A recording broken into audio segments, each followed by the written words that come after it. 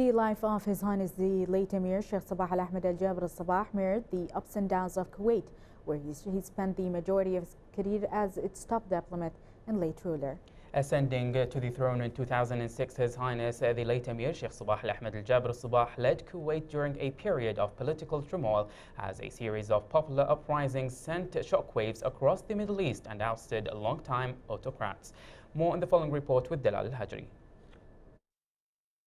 His Highness the late Emir Sheikh Sabah Al Ahmed Al Jaber Al Sabah's death marks the end of an era in that His Highness was one of last Gulf rulers born before the discovery of oil and saw their countries rise from poverty and obscurity to great wealth and confronting the pressures of modernity.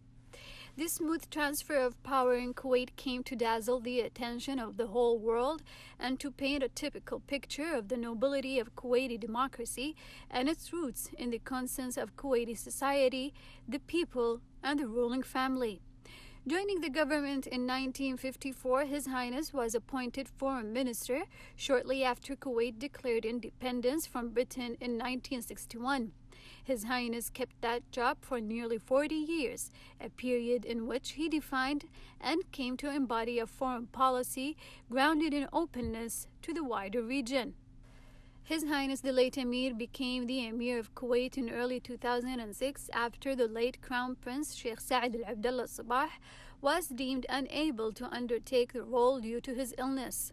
During his reign, His Highness worked to establish a democratic state based on the public freedom and respect for human rights, striving to provide a comfortable and contented life for the Kuwaiti people.